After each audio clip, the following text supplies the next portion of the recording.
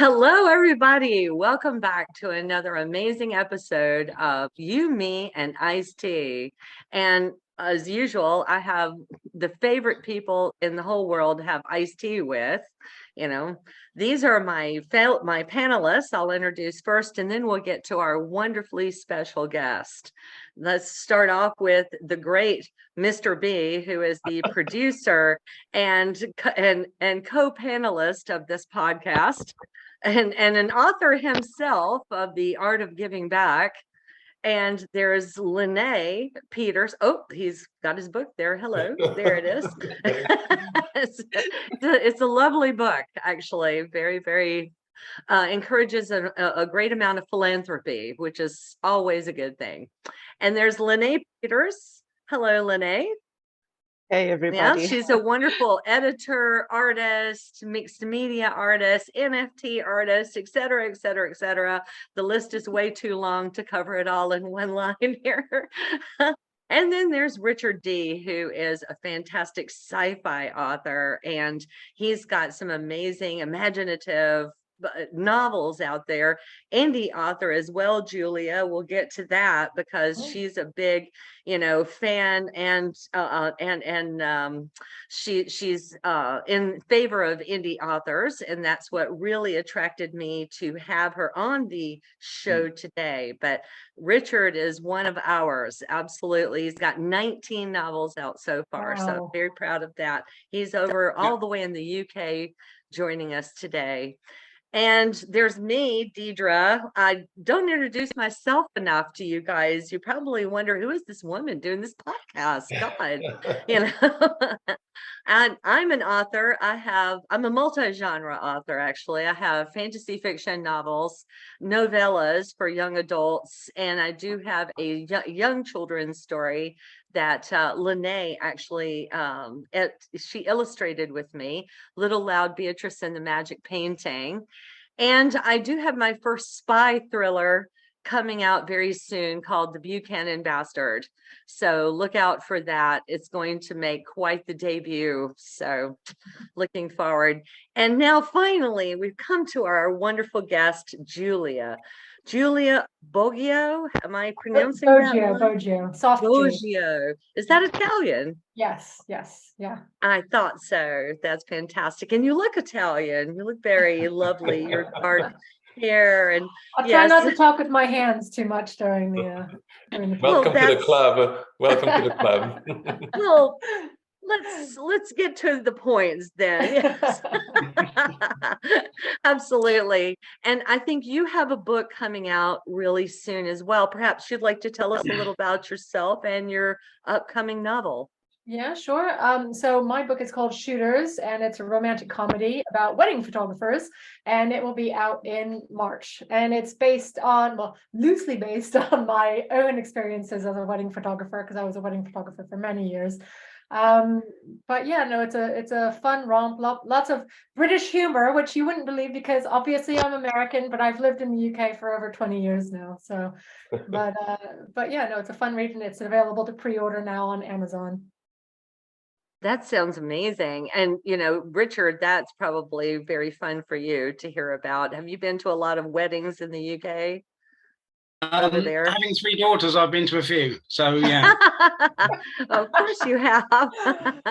So I bet Julia's got loads of stories, and she's made some very fun observations of human behavior, and that brings us to our topic today very nicely, and that is building characters and studying human behavior and what one has to do with the other. And I'm ready to take comments. Who would like to go first? Anybody? Shall we let our guest go first? Oh, no, we want to pull. Oh, yeah, that's a good idea. Yes, let's let our guest go first. Let's be nice and let our guest. Let me introduce her first in this sense that because we've been doing this podcast and literary comments, books, movies, this is just perfect. Let's hear from you. Thank you very much. Yeah, I mean, for me, I think the thing is, I have a lot of friends who are going to be reading my book, going, can I identify who this character is based on? And definitely, I've drawn from real life with characters in my book, but for the most part, it's still a work of fiction. And when I'm getting started with a character, one of the things that I like to do, and I learned this from a book called Verbalize by, I've got it here, Damon Suede. I like to give each character an action word that sort of defines their character, and that you can go back to as you're, writing the book, to make sure that your character is just projecting that word all the time. See, look at me, I'm talking with my hands. Go right ahead. It's called free talk. This podcast. That's the reason we're all very relaxed and doing our thing here. But yeah, I really liked that idea of starting off with a power word that reflects who the character is. Have any of you tried doing something like that when you write, or? Well, not a power word per se, but I do have an image in mind when I create a character. I mean, and whether or not this person has been based on someone I know, or maybe sometimes I do have characters that are a splice of more than one person that I know. So there's characteristics of 2 or 3 people. They sort of represent a type, in general, right? So maybe the type would be the key word there. Does that make sense? Yeah, I think that you often put a bit of yourself into every character as well. Even if Yes. it's not you, but there's always just like a little bit, a tiny bit. I've always said that there's a bit of me in every character that I create, even the villains, because the villains get to say things that maybe we wish we could say out loud in life, but we can't, because we're nice, law-abiding citizens, but villains can say anything they like. So there's a bit of freedom in creating a villain, I think, so there's a little of you, maybe your id here, your dark side. Yeah. Even myself. You can tell I'm the wife of a psychologist. I use terms like id and super ego, right? I know Richard has a lot of characters. Me, with my one book, I wanted to be that little boy I was coming up, but the character I was aiming for was becoming Mr. B, the person I am now. And so sometimes when I go out, I told my wife, I need to stay in character because of the way I carry myself, the way I dress. But when I go relaxing, I don't want to be Mr. B. And so the writing showed who I was as a young person until I became that character, Mr. B. So even in real life, we have to have an aim for the character as well. What are you aiming for? Is that directed at Richard? I spent 40 years at work wearing a uniform, and in a certain way, it became me. Because it gave me the authority to do what I did, I guess. But now I don't do that. Excuse me. Maybe I project that through what I write. I get a lot of inspiration from listening to people's conversations in coffee shops. So if you ever see me in a coffee shop, speak up, because I'm getting a bit hard of hearing when I get older. Because Richard is eavesdropping.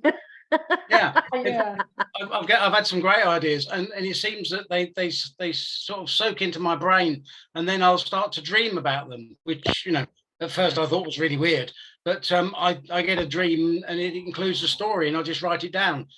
So the characters come to me fully formed, as it were, from the dream, which has been inspired by the conversation. It's a roundabout sort of way of putting it, but it all comes together in my head somehow, and then just comes out as a story. And I just write what I see, like watching a movie and writing it down. And in the end, I know when it's finished and there's another book done. It's hard to explain. I was at a dinner party once where somebody at the table kept using the word hideous. Like everything was hideous. This is hideous. That's hideous. And it just stuck in my head. And when I was writing my book, that came out in there's a wedding planner character who is hideous, and that's his word. Yeah. He saying that. It's a good word, It is a good word. You're right. Some people do present as hideous, sadly. It's And I suppose I'm imagining when you're saying a wedding planner that's hideous, I'm imagining, now see if I'm on the nose, someone who is kind of a diva. They're never satisfied. They complain about everything. The music is wrong. The flowers are wrong. Everything is not okay. These pictures are terrible. You have to redo everything. The gloss is not right. That's Yeah, you are hideous. 100% on the nose. 100%. Okay. But it's good that that one word really does bring that whole picture triggers to those images. That's very clever, actually, Julia. I like that. Lene, what do you think? Well, I've been listening to all of you describing various senses as your starting point. And for me, it's actually flavor. Flavor encompassing the taste of, can you swallow this character's behavior or personality? And for me, there's definitely a lot of types involved. I can sort of categorize them, no matter what industry I've been working in, stationery shop, law firm, the judiciary, various interesting places and events, and working with different people. And there are only so many character types out there. And once you've got someone pegged, they come with a certain flavor, and you can almost predict what are the other sprinklings of seasoning in there, a bit of bitterness, too much salt, they're salty characters. And for me, it becomes such a sensory experience, almost that, like Richard, I can just go nuts listening to people in public spaces. And I find these cryptic notes to myself years later of strange things that people said. He gave me a dead candle, honey. I still don't know what that means, but I'm really intrigued by it. And I'm sure some of their novels going to pop up where this old lady is going to have the perfect role. But yeah, I love the cover of your book, Julia, because I saw your TikToks as well. They popped up on my feed, and when you unboxed, it was like, oh man, it touched me, because I have the same feeling when we unboxed little Pieters. And so I can't wait to see when the book comes out. Is it going to be coming out in Dubai, or have you only been distributing in the UK? Can you tell us more? So it's in all English speaking. So I believe, to be honest, I'm not quite sure, because I'm very new to this whole self-publishing thing. I mean, Richard might actually know more about distribution at this point, because I know that it's available on UK, Amazon, American and Australian, but I just actually don't know the answer to that question. Well, that Amazon, that's all we need, really. I mean, Yeah. you order it on Amazon, it arrives at the house. End of story. Perfect. There you go. Yes. We have Amazon.ae now as well, so they will order from UK or America, whichever one the print on demand facility is located. So we can still get copies. I'm looking forward to reading it. You could do me a favor and go on Amazon.ae and check. That would be great. We totally will. Absolutely. We love to support fellow authors around here. I think that it's very important that we have a community and we support each other, because, like you said in the TikTok I saw, that especially indie authors really need to have each other's back, because there is a certain snobbery, I'm in 100% agreement about that. That's, traditionally published authors do feel that they're somehow a notch above, when are they really, at the end of the day, they're not. I mean, what sort of profit margins are they getting? Are they really getting any marketing support? No, I mean, this is the thing. After I put that video up, I had a friend get in touch who had just been published traditionally. And she said how frustrated she was because her publisher is not putting any marketing spend towards her book. And she just feels like her hands are tied because she doesn't know what she can do herself and whatnot. So, I mean, because it's not hers anymore. Yeah, no, exactly. But the marketing, I've always, because I used to own my own photography business for many, many years. And I was well known for being good at marketing. I was a good photographer, but I was an excellent marketeer. And, one thing I tell people is that the marketing should be just as creative as the thing you're marketing. So if you're marketing your writing or your photography, whatever, that, marketing is about creativity. So it's working the same muscle as your writing. So I agree with you. And I hope I'm not going off topic, but Dedra, you remember when I was doing the book rollout? Well, I had sent a note online inviting all authors to come freely to join in and bring their book. I will give them a table and set up. And what I wanted there, because it was the art of giving back, was to have all authors all over the place laying out their books. So when you share your platform with other authors, it's just an honor. And that's one of the things from a publicity perspective people can do so easily. If you're doing your book launch or your book rollout, or even if you're having a potluck, invite other like-minded people, authors, to join you and tell them, hey, it costs you nothing. Bring your book, we'll set it up, we'll split a table so both of you can share. So the art sharing and the art giving back is a concept of marketing that says, if anything, other authors will know you're around. Absolutely. You know, absolutely. That's how I met Mr. B, actually. You know, I was at his book launch and I had a table of my books there. So yeah, that was very generous of him. it was such an honor to meet you. And like I said, we It did was a lovely book podcast. launch as well. Oh gosh, that was a little too much, but I made it like a birthday party. But the point was to be true to form. If you have the art of giving back, I wanted to give back the room, also to share the room like I do the platform, share things. And when you share is the whole potluck concept. I always thought that if I was hungry, I would set up a potluck. If I had no funds or no resources, I would totally set up a potluck, and everyone will bring something, and there'll be so much left over that I'll be eating for a week. And so the whole idea is applying that to books too. If I had no knowledge, no friends, no anything, just have a party where you just invite authors from everywhere to bring your books. Absolutely. It doesn't hurt anything at all. And like you said, it costs nothing, you know, to include everyone, you know, and you yourself get a little boost off of that as well. Yes. But we digress, you know. Let me reel us back in, right? Well, I was going to say, actually, can I just say, you know, I found surprisingly with TikTok, because I was kind of worried about getting into, I mean, just to tell a little bit about my story, I have an agent, and she sent it around to all the publishing houses, and everyone came back going, yeah, this is great, you know, brilliant writing, blah, blah, blah, but we're not going to take it because I was told that they thought I was probably a bit too old for TikTok. And they were looking for younger writers. What they said was they were looking for younger writers who had a better chance of going viral on TikTok, and which confuses me and baffles me completely, as I'm sure it baffles you. And so I was very worried going into TikTok. But since I've been there, I have been, you know, really touched by the writing community on there and the book community. I mean, that's how we met. And, you know, I've already got people who I recognize them by name, and when they comment, and I go and look at their videos, and it does feel quite supportive and nice. So in the way that you're talking about, Mr. B, you know, yeah, it's a nice place to be, I think. Yeah, oh, I agree. Absolutely. I mean, we form a community, we form a family, you know. I mean, no person can be an island. And I think that definitely no indie author can do things as an island. I mean, you need to cooperate with others who are in creative fields or something similar to yourself, and, you know, work out, you know, trades, you know, basically some sort of, you know, backups, some friendships, so that you can exchange services, or you can just sort of promote each other. Even just liking each other's videos and liking each other's posts are really something. I've never ever stopped being amazed by people who won't even take a moment just to like someone's post.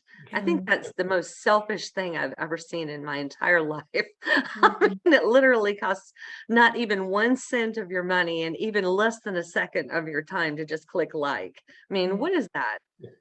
You know. And if you're feeling very generous, you can share it as well. Exactly. Sharing it. It's so easy to be a friend, you know, to indie artists of all kinds. I tend to say indie artists because I do like, you know, to consider the fact that even as writers, we're not alone. I mean, we need illustrators, we need editors, we need, people, graphic artists, we need, storyboard artists, we need films, we need script writers. I mean, there's all kinds of creative energy, that goes into all sorts of storytelling. Am I right? I mean, and that's how we come up with these amazing characters who can transcend book to film to television shows to novella to children's novels and graphic artists. And I mean, it's amazing, really. I mean, look what's happening to so many stories out there. I think one of the books where I think the character is incredibly memorable is Remains of the Day by Katsuo Ishiguro. And I was watching Katsuo Ishiguro talking about writing and developing character. And he says that what he's learned is that he starts with the relationships. He said he used to think about what is that character's quirks, what are their I can't speak, sorry, eccentricities.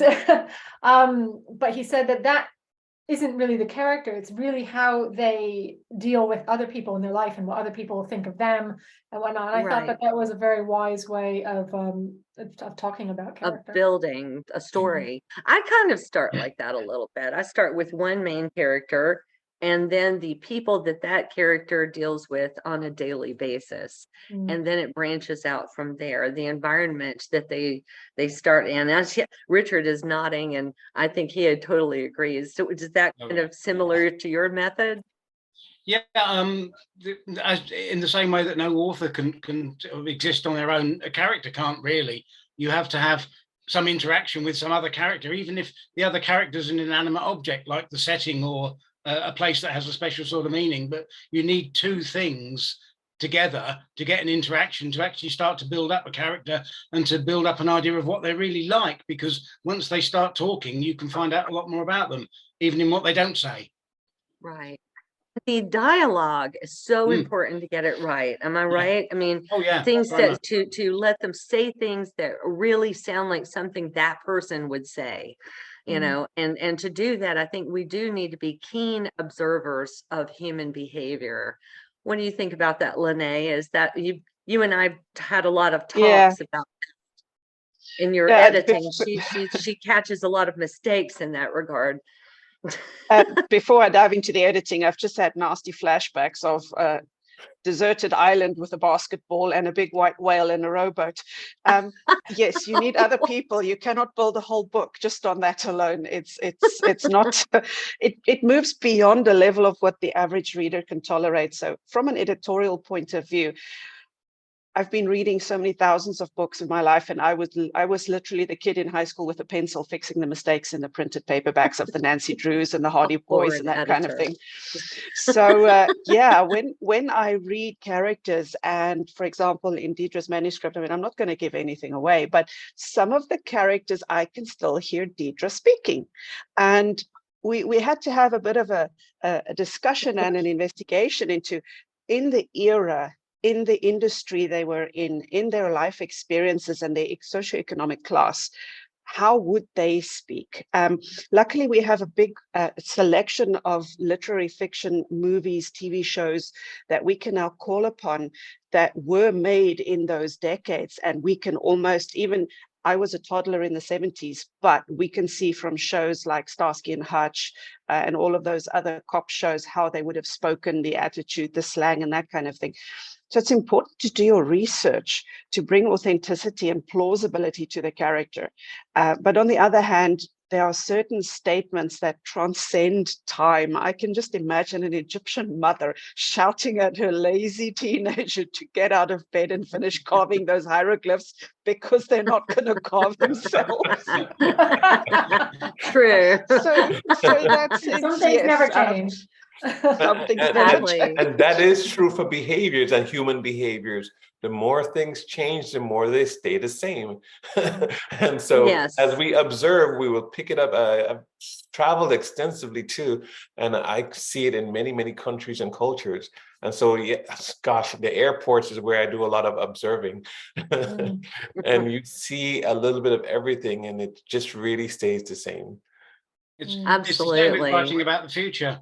In effect, when the future happens, we'll still be the same people that we are now. So you can take everything that we do today and just move it out a few years and just gloss it up a little bit, and it becomes as authentic as anything else. Then you don't really have to worry about creating fantastical new environments or anything else. Most of it is just what we've done with a little bit added on the end.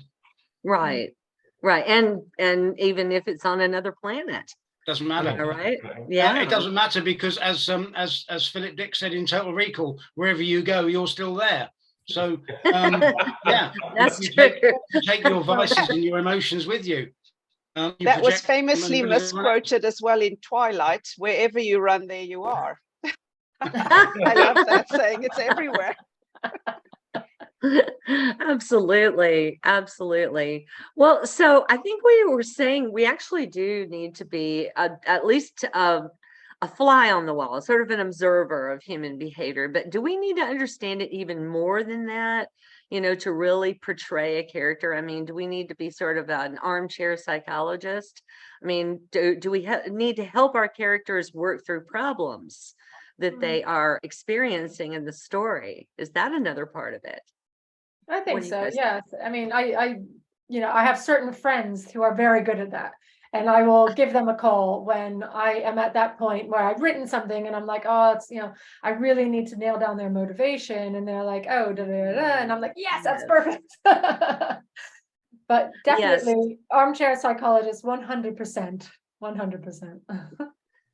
I agree. Absolutely. I think that, and even for us, as the writer, I mean, there's a certain amount that we're working through of our own stuff, as we're working through the characters. But, you kind of have to, like Lene said, you have to be careful about your own voice still being stuck, in the character's dialogue, and make sure it really is that you sort of have to put yourself into them, and sort of occupy them, possess them, if you will, and act as they would act or think as they would think, and, maybe go through the problem as they would, so, I mean, I think that's sort of the miracle of writing, very interesting and believable and characters that people empathize with.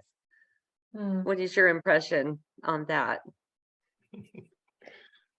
Yeah, I think, I think the best way to say it is I went on this writing course once with Julie Cohen, and I was working on my second book at the time, which I'm still working on. And she told me to talk about one of the characters to her, just tell her about the character. And I started explaining all this stuff and why they did this and da, da, da, and she's like, no. You need to be able to boil down like your character and their motivation into one line. Just keep it really simple. Just boil it down to one line. And then she said, you're making it too complicated. If it takes you 10 minutes to explain to me why they did something, then it's too complicated. You need to make it simpler. And I thought that was a really good lesson. That is good.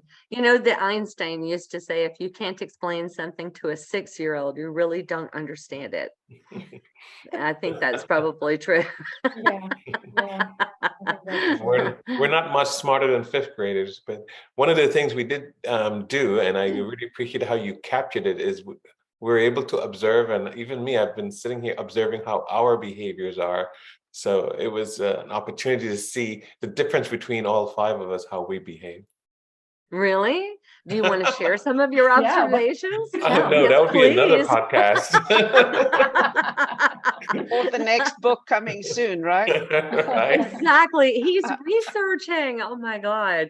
Yeah, the Art of Giving Back Part 2 is on the way, right? Well, I just had an idea, and I'd love to hear your feedback, Julia and Dedra and Richard.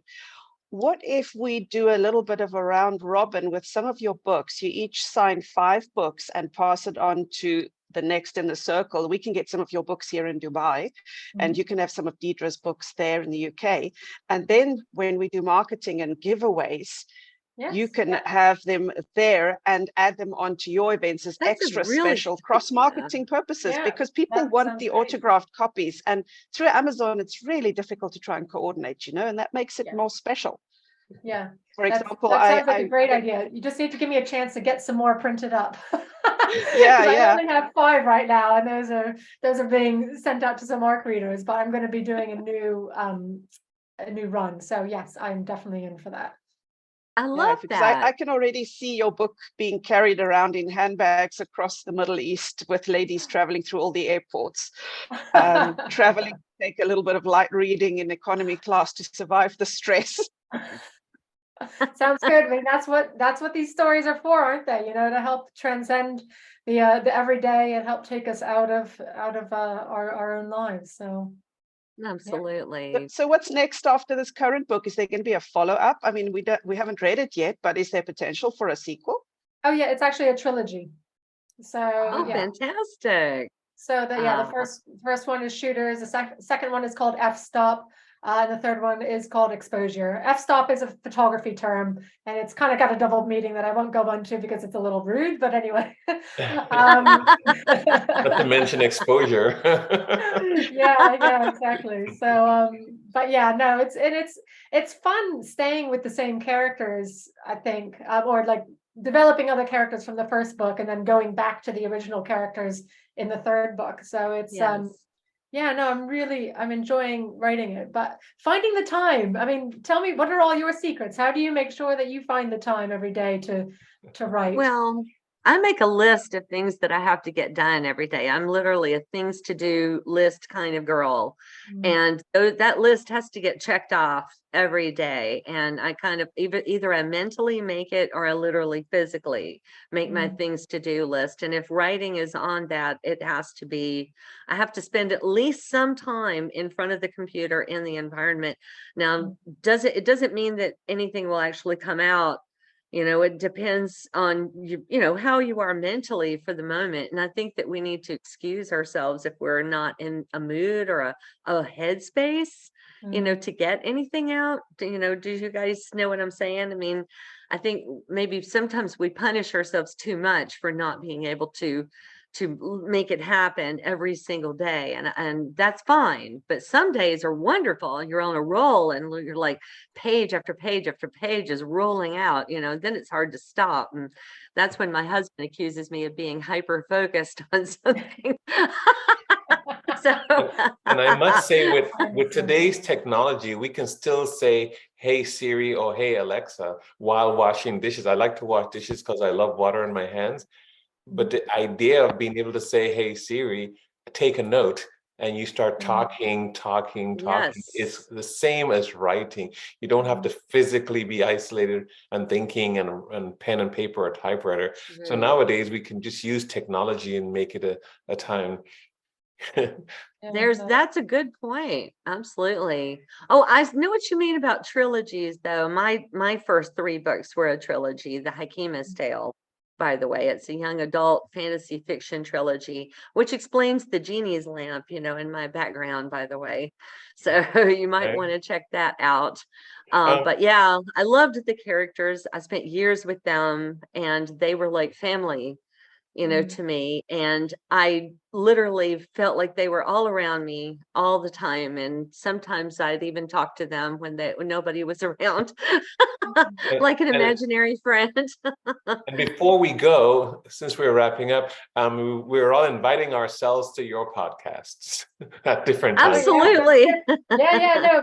So I've got a podcast called Two Lit Chicks. And at the end of every podcast, we like to have a listener say a book that changed their lives, and I usually do a little promo about who that listener is as well. So yeah, you're all definitely invited to be our listener.